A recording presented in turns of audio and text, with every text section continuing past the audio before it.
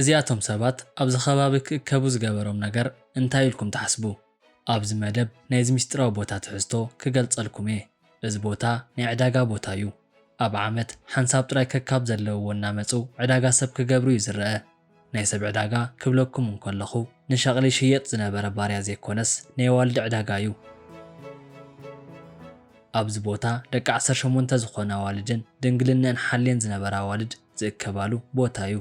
ኣብዚ ስልጡን ዝኾነ 21 ክፍለ ዘመን ከም ኣቕሓ ሰብ ዝሽየጠሉ ኣብ ኣፍሪቃ ክመስለኩም ይኽእል እዩ። ኮይኑ ግና እቲ መልሲ ንሱ ኣይኮነን። ምክንያቱ ነዚ ዓይነት መሸጣ ዝፍጸመሉ ቦታ ስልጡናቲና ብምባል ኣብ ዝምክሑ ኤሮጳዊት ግዝኣት ዝኾነት ሃገረ ቡልጋርያ እዩ። ኣብዚ ዓዲ በዓልቲ ቤት ንምእላሽ ከም ናይ ዓድና ሸንኮለል የለን። ክፈልጠኪ ፍለጥነ ዝዓይነቱ ወይ እውን ሽማግለ ሰዲድካ ጓልኩም ንወድና ዝዓይነቱ ባህሊ ኢሉ እውን ካልኦት ነገራት ኣይፍለጡን እዮም። ኳዳኣስ ሪኦም ዝፈትዋ ወይ እውን ልቦም ዘሸፈተት ጓል ጽግዕ ኢሎም ክንደይ ከም እትሽየጥ ምሕታት ጥራዩ። ንሳ እውን በቲ ዋጋ ተተሰማሚዓ ኣብ ሓንቲ ፀሓይ ሰብ ሓዳር ኮይኖም ማለት እዩ። እዚ ከምዚ ዓይነት ተግባር ኣብ ከማና ዓይነት ሃገር ንሓዳር ዓብ ቦታ ዘለዎም ዜጋታት ኣዝዩ መስደመም እዩ። ኣብዚኣ ሃገር ግና ፈጺሙ ልሙድን ኣዝዩ ዝናፍቕዎ ባህልን እዩ። ሮማውያን ኣብ ቡልጋርያ ዝርከቡ ማሕበረሰባት እዮም። እቲ መበገሲኦም ሰሜናዊ ህንዲ እኳ እንተኾነ ኣብ ሓንቲ ቦታ ጸኒዖም ግና ኣይነብሩን። ብኡ ምኽንያቱ እውን ዜጋ ሃገር ኣብ ኩሉ ቦታ እዮም ዝርከቡ። ቅድሚ 100 ዓመታት ብዙሓት ናይዚ ማሕበረሰብ ኣባላት ናብ ምብራቓዊ ኤሮጳ ሃገራት ብፍላይ ናብ ቡልጋርያ ተሰዲዶም እዮም። ክሳብ ሕጂ እውን ብቁፅሪ ብዙሓት ዝኾኑ ናይዚ ማሕበረሰብ ኣባላት ኣብዚ ቦታ ሂወቶም እናገበሩ እዮም ዝርከቡ። ናይ ሓዳር መጻምድቲ ንምርካብ ፈተና እንትኾይንዎም ጅብኦም ምልእ ብዝበለን ብናይ ባህሊ ዕዳጋን ዝርከበሉ ናብዚኣ ሃገር ክወስደኩም። ቡልጋርያ እትበሃል ኣብዚ ሕጂ ሰዓት ናይ ዩናይትድ ኔሽን ኣባል እኳ እንተኾነት ኣብቲ ጥንቲ ግዜ ግና ናይቲ ዓባይ ሶቪየት ሕብረት ወይ እውን ኣብ ናይ ሕጂ ራሻ ኣካል ከም ዝነበረት እዩ ዝግለጽ። ህንጻታታን መንገድታታን ይኹን ባቡራታ ሕጂ እውን እንተኾኑ ናይ ሶቪየት ሕብረት ሓንቲ ኣካል ከም ዝኾነት ገይሮም ይገልጽዋ እዮም። ሓደ ሰባት እውን እታ ንእሽተይ ሞስኮ ብዝብል ሳብጓ ይጽውዕዋ እዮም። እዚኣቶም ናይ ሮማ ማሕበረሰብ ኣብዚኣ ሃገር ውሽጢ ግዝኣቶም ኣስፊሖም እዮም ዝነብሩ። ሮማውያን ንርእሶም ዘግለሉ ሰባት እዮም። ባህሎምን ምምሕዳሮምን ምስ ዝኾነ ንክቀራረቡን ሕብረት ንኽፈጥሩን ፈጺሞ የፍቅደሎምን። ገዛና ኢሎም ዝነብሩላ ናይ ቡልጋርያ ህዝቢ ምስ ሮማውያን ፈጺሞም ኣይፋተውን። ህይወቶም እውን ናይ እንጭዋን ድሙን ክበሃል ይቐልል። ሮማውያን ኣብዚኣ ሃገር ክነብሩ እንከለዉ ንማይ ልችን ኢሉ እውን ካልኦት ናይ ግልጋሎት ክፍሊት ፈጺሞም ኣይኸፍሉን። ንመንበሪ ገዝኦም እውን ብዘይገለ ኣዎንታዊ ምላሽ ወሃቢ ምምሕዳር ገዝኦም ይሃንፁ እዮም። እቲ ካልእ እተረፈ ናይ ቡልጋርያ ህዝቢ ነዚኣቶም ናይ ሮማ ማሕበረሰብ ኣባላት ስራሕ እውን ከይተረፈ ክቆፅርዎም ኣይደልዩን። ምክንያቱ ድማ ሮማውያን ስራሕ ኣይፈትውን እዮም። ስራሕ ዶ ገደዶ ዝበሃል ናይ ህይወት ኣካል ፈጺሞም ኣይብርሆምን። ኳዳኣስ እቲ ናይ ጥንቲ ናይ ባሕጎታቶም ውርሲ ዝኾነ ናይ ህንዲ ባህላዊ ሙዚቃ እናተፃወቱ ምድናስ ኣዝዩ ደስ ዝብሎም። ብሓፈሻ ካብ ዓለም ሪሒቆም ብናይ ርእሶም ሕጊ ዝጓዓዙ ማሕበረሰባት እዮም። ናብ ናይ ሮማ መንበሪ ቦታ ንምብጻሕ ካብ ናይ ቡልጋርያ ቀንዲ ከተማ ዝኾነት ሶፊያ ናይ 2 ሰዓት መገዲ ክትጓዓዝ ናይ ግድን እዩ።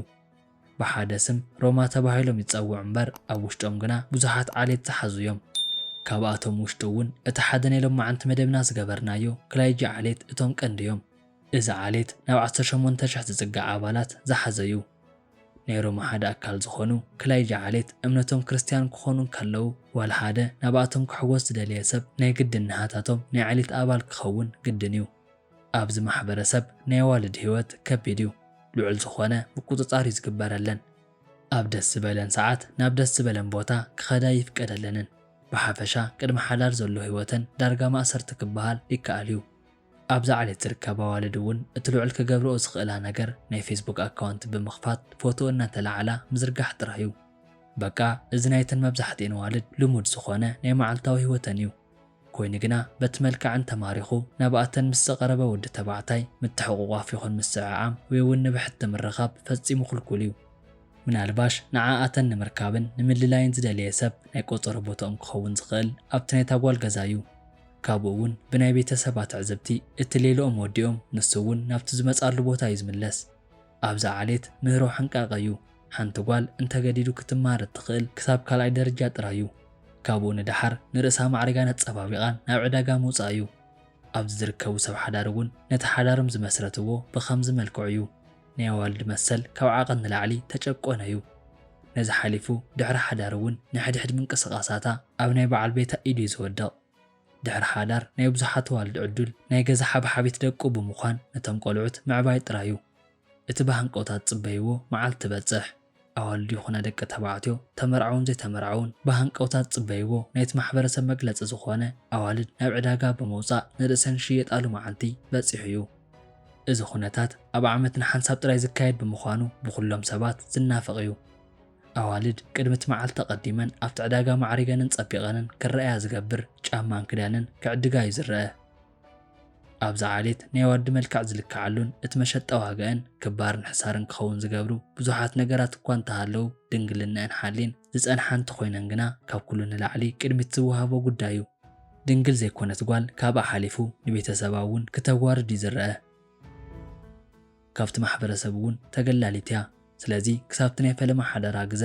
ድንግልና ሓልያ ብንጹህ ምጽናሓ ፈትያን ከይፈተወት እትመርጾ ነገር እዩ ዝኸውን ብምቕጻል ድማ ዕድሜያ እዩ ዝረአ ናብ ዕዳጋ ዝቐረበት ዝኾነት ትኹን ጓል ዕድሜያ ካብ 13 ክሳብ 20 ክትከውን እዩ ዘለዋ ኣብዚ ዓሌት ዘላ ጓል እንከይ ተመርዓወት 20 ዕድመ እንተሓሊፍዋ ብደዋት ተረፈት በቕሊ ብዝብል ካብቲ ማሕበረሰብ ተገላሊት እያ ትኸውን ምናልባሽ እውን ብናፃ እኳ ተተሸጠት ዝዕድጋ ሰብ እውን ግን ዘይክትረክብ ትኽእል እያ ካብዚ ብምቕጻል ድማ እቲ ናይ ኣካል ቆርበተን ብፍላይ ገፀን ጽሩይ ኮይኑ ክረአ እዩ ዘለዎ ኣብዚ ዓሌት እውን ኣዝያ ጻዕዳ ዝኾነት ጓል ምልክዕቲ ከም ዝኾነት እዩ ዝሕሰብ ብኡ ምኽንያት ድማ ከምዚ ዓይነት ሜካፕ ተጠቂመን ጻዕዳ ክሳብ ዝኾና ገፀን ከማዕርጋ እዩ ዝረአ ካብኡ ቀፂሉ እውን ሰማያዊ ናይ ዓይኒ ቀለም እንተሃልይወን ዝዘያየደ መልክዕ እዩ ናይ መሸጣ ዋግአን እውን ኣዝዩ ዝውስኽ ካብዚ ሓሊፉ ድማ እቲ ዝመጻሉ ዓሌት እውን ነቲ ዋግአን ንምንካይን ምውሳኽን እጃም ኣለዎ እዩ እቲ ብሃንቀውታት እፅቢት ዝግበረሉ ዝነበረ መዓልቲ በፂሑ እዩ ኣብዚ ናይ ዕዳጋ ቦታ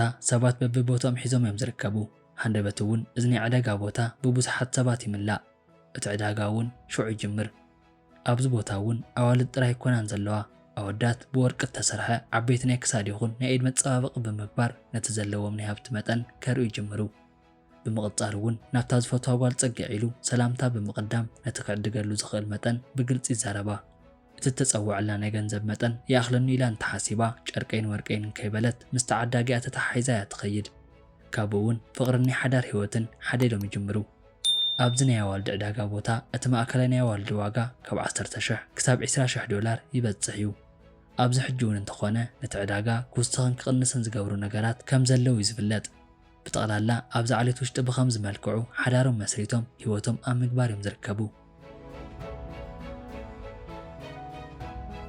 ዓለም ናይ ብዙሓት መደነቕቲ ነገራት ረኻቦት እያ ኣነ እውን ኣብ ናይ ሎማዓንቲ መደብ ናይዛ ሃገር ፍሉይ ባህልን ትውፊትን ብኸምዚ መልክዑ ኣቕሪበልኩም ዘለኩም ሪቶ ኣብ ኮመንት ክለፍለይ እናበልኩ ላይክን ሸርን ብምግባር ናብ ኩሉ ንክባጻሕ ደገፍኩም ግለጹለይ ክብል ፈቱ